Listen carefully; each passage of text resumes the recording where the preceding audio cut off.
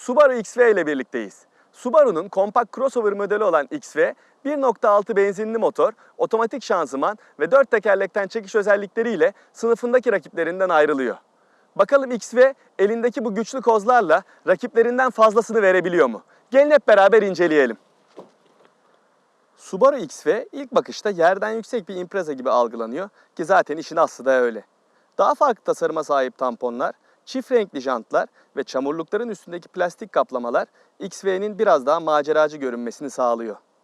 Otomobilin arkasındaysa crossover havası biraz daha pekiştirilmiş. Subaru XV'nin direksiyonu başındayım.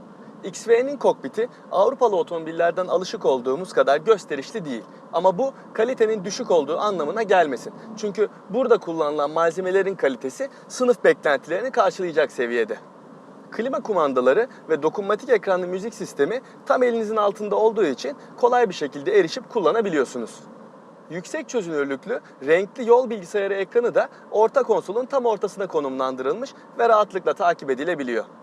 Küçük eşyalarınız için hem vitesin önünde hem de vitesin arkasında geniş alanlar var.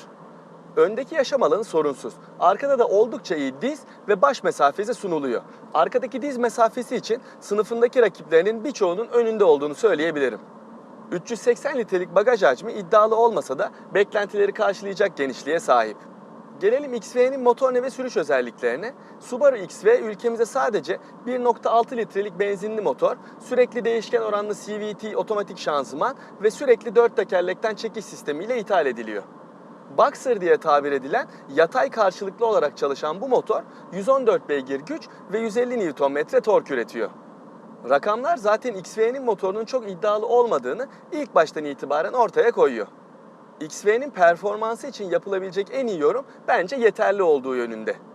Eğer performans konusu sizin öncelik sıranızın başında yer alıyorsa Subaru XV'ye yanaşmamanız daha doğru olacaktır.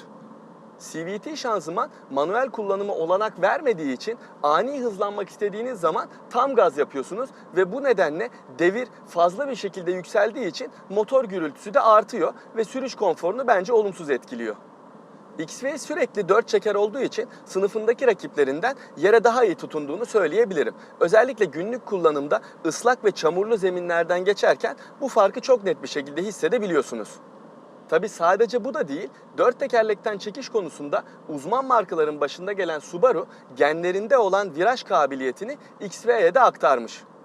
Süspansiyonların yapısı yerden yüksek gövde ve iyi yol tutuş için biraz sert ayarlanmış. Ancak yine de bu sertlik günlük kullanımda rahatsızlık verecek bir boyutta değil. Boxer motor canlı bir karaktere sahip olmadığı gibi tutumluluk konusunda da iddialı değil. Ben Subaru XV'yi 5 gündür kullanıyorum ve bu süreçte 350 kilometre mesafe kat ettim. Şu anda yol bilgisayarında bana 9.8 litrelik bir tüketim ortalaması gösteriliyor. Bu değer otomatik vitesli sürekli 4 çeker bir otomobil için kabul edilebilir gibi gözükse de bence yine de biraz yüksek. Çünkü kullanıma bağlı olarak bu değerin daha yukarıları çıkması olası.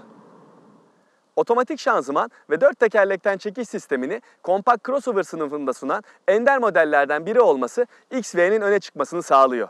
Eğer performans ve ekonomi sizin için öncelikli değilse XV geniş iç mekanı, zengin donanımı ve sürüş özellikleriyle sizi mutlu edebilir. Görüşmek üzere.